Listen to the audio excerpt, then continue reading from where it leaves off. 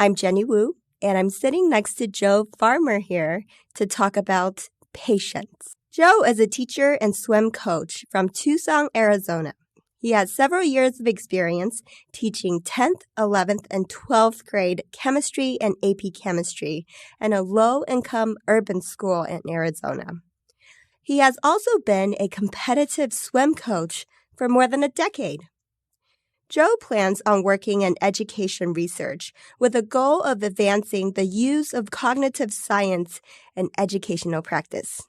Welcome, Joe. Hi, Jenny. What does patience mean to you? Patience to me is an ability to kind of embrace and cope with and deal with a delay in something, usually a delay in gratification or a delay in some kind of result.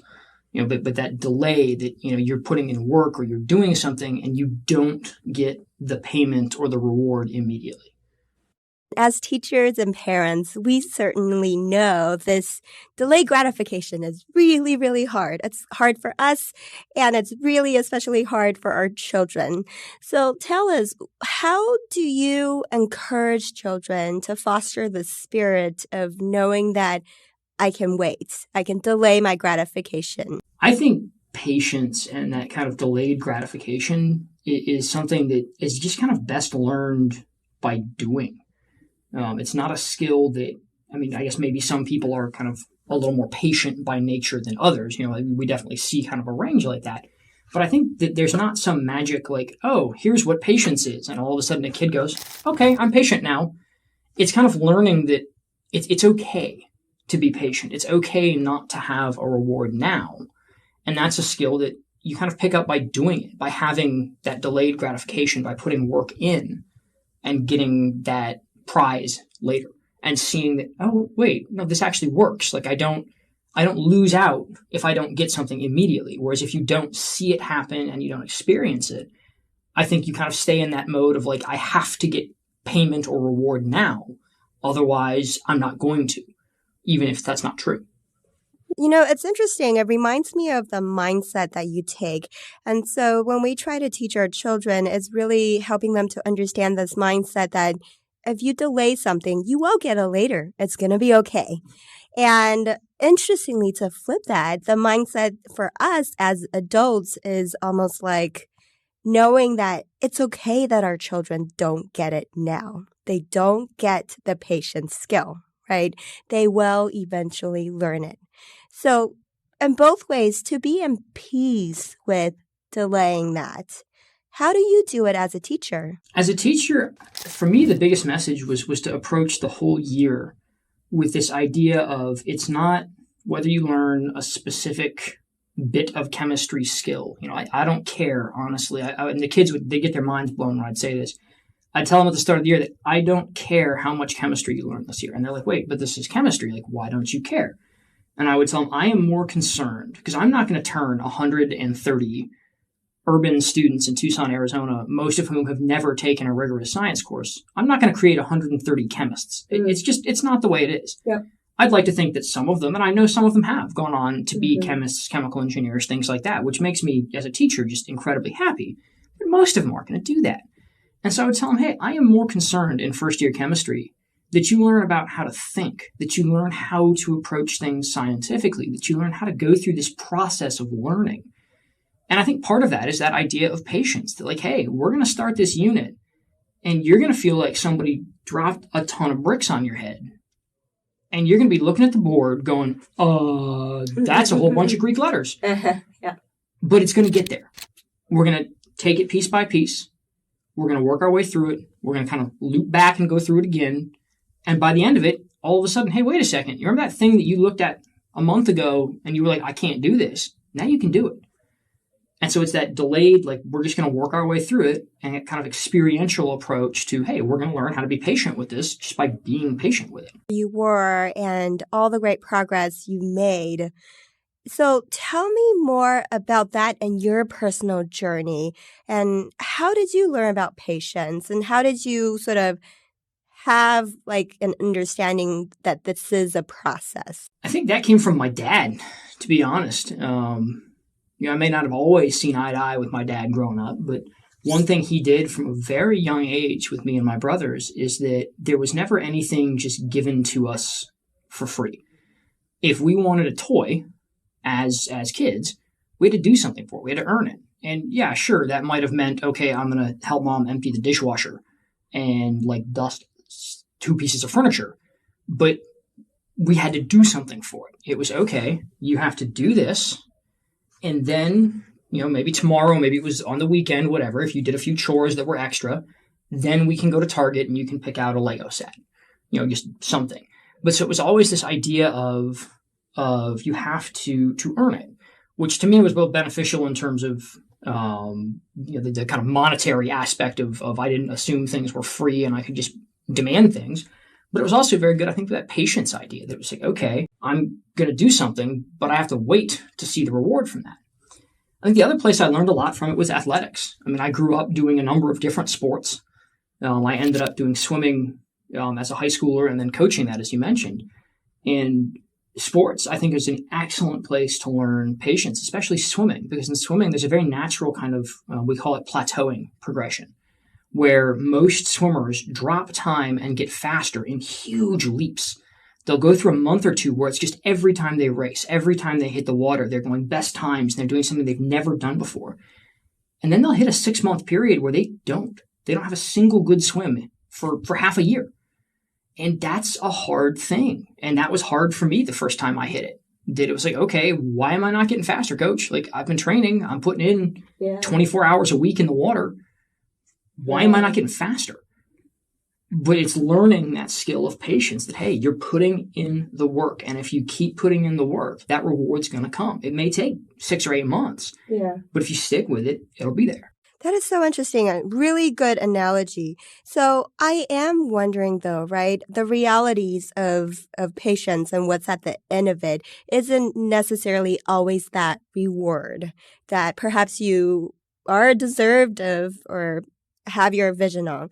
How do you coach your swimmers or your students in sort of setting that expectation, right, for potential disappointment or plateauing, but still having their eyes on that vision? I think that's an easier question for me to answer with the swimmers, because my thing with athletes, and some coaches everybody has their own way of going about it, so I'm not trying to say my way is right and someone else is wrong. What I would always tell my athletes is that I don't care what time you swim in the race. I care about your effort. And the thing I hated the most as a coach is when swimmers would have a bad day in the pool and they'd get out and apologize to me. I'm like, I don't want to hear your apology. Interesting. Did you try your hardest? If the answer is yes, don't ever apologize to me. The only thing I ever wanted to hear an athlete apologize for is if they didn't try. Because if you went out there and tried and you didn't have a good swim, great.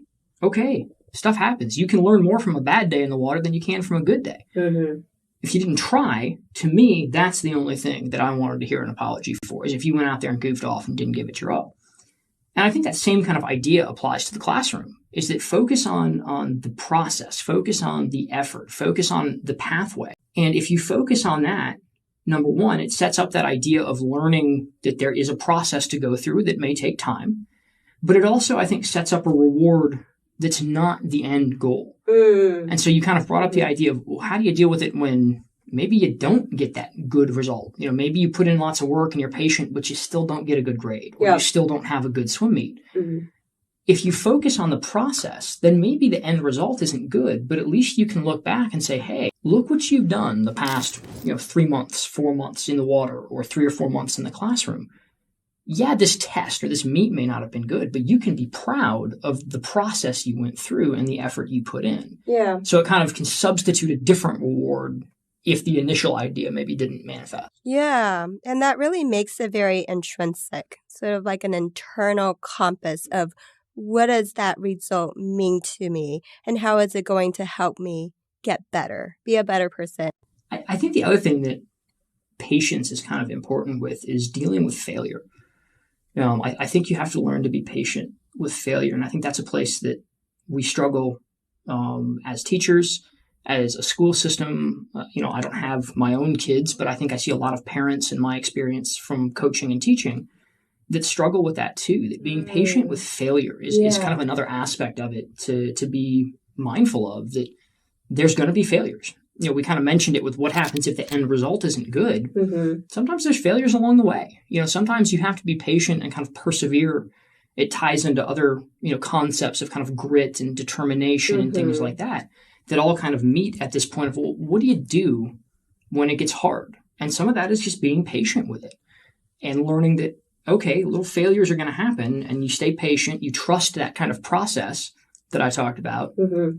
And in the end, it's gonna happen. It's just trusting the process and being patient, which can be hard.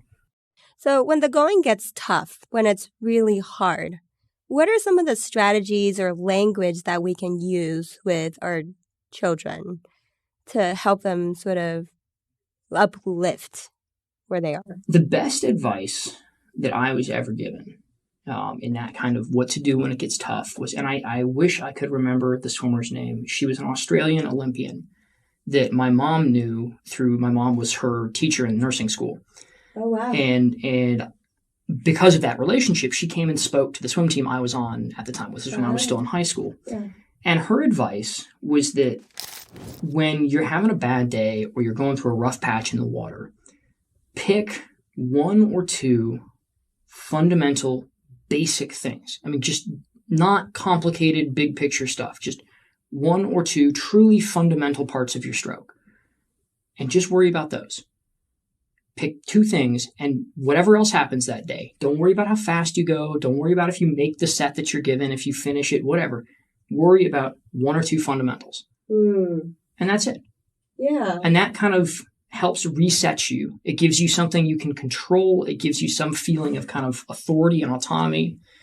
And that can help kind of recenter you. And usually it helps you swim a little faster. Yeah. I think the same thing applies in the classroom, in relationships, in parent-child relationships, that there's going to be rough patches. And so go to that idea of, okay, you know what? Let's pick one or two things, simple things, not big picture, not huge, hard, nasty topics, simple things. And let's just control those. And let's make sure we do those one or two things right. Good enough. Wow. And maybe it'll come from there. Maybe that provides that kind of starting point that kind of helps everything else fall back into place a little. Yeah, I can see that is really empowering and giving yourself the permission. Yeah. The permission first to sort of also move on emotionally, to channel that energy into something productive, but in a very digestible, easy way. Yeah. I think a lot of the times when, as adults, we make mistakes and we can get caught up in that, right? The failure piece, where thinking, doing the analysis by paralysis, thinking, I could have done this, I could have done that, what's wrong with me? Creating this huge list that is incredibly overwhelming. Mm-hmm. And same thing, we could do that to our children, whether it's a bad grade or a bad tournament. Why didn't you do this? Why didn't you do that? See how somebody else did it? And that's incredibly burdensome. Yeah. So I love that message. Just focus on one or two things and start from there. And I think it's important to make them, it almost sounds strange to pick things that are easy to get a win. Yeah. It's not picking one or two hard things. It's picking something simple. Her example for swimming was just feeling the water with your hand. Simple. Just make sure your hand is underneath your body at the right angle. Huh. Nothing big, nothing fancy, just one little thing. Yeah. And then it helps you and it makes you feel the water better. And then you feel like you're going faster. And all of a sudden that little, even though you intentionally set it up to be an easy win, it gives you an easy win. Yeah. And then it's like, okay, you know what? I can do this. I can get back in that rhythm and get back in maybe a little more of a positive mindset. And you can start making progress again. Yeah. The visual that I have is almost chain reaction. Yeah. Sort of, that's a good analogy. It's a small lever, but a lever that's important, and it ignites the larger and greater movements. Yeah. I love that. No, I think the chain reaction idea there is a very apt analogy that, you're kind of finding the chemistry word, a catalyst. One little thing to kind of spark it forward. Yeah. And fire it up again. Yeah. And then you're good to go. Yeah. And you know what? The beauty of that is there isn't really right or wrong answers. Just find something and go with it. Exactly. And it's going to be different for every person. It's going to be different for every sport. It's going to be different for every classroom situation. One kid and the kid sitting next to him aren't going to have the same thing. Yeah. Even, two brothers or two sisters within the same family, it's not going to be the same thing. But that same idea, I think, works. Yeah. That's such a good message because as parents, we tend to always fall back on the guides, the assessments, and, what's age appropriate. And my kid should be doing this and this and this. You have sort of like a formula, but really there isn't a formula. Yeah, I don't think there's a formula for raising children. I don't think that's how it works. I wish there were, actually. Yeah. Well, with that, any last parting words? Just remember that patience is something for children, but it's also something for adults. It's something we can all benefit from. And it's easy to say, yes, I'm being patient. It's easy to try and teach it. Sometimes it's a lot harder to actually do. So I think it's important both as a message to kids and athletes and young adults, but also just something to remind yourself of every now and then, because I think you kind of mentioned it earlier. We almost kind of fall victim to this idea of we're trying to teach our kids patience, but we're not necessarily being patient ourselves as coaches or teachers. And so remembering that kind of reflective piece of, I need to do this. I need to be patient with my students. I need to be patient with my swimmers. I need to be patient with my kids, I think is really important. Love that. Well, thank you so much for being here, Joe. Thank you for having me. And thank you for tuning into 52 Essential Conversations.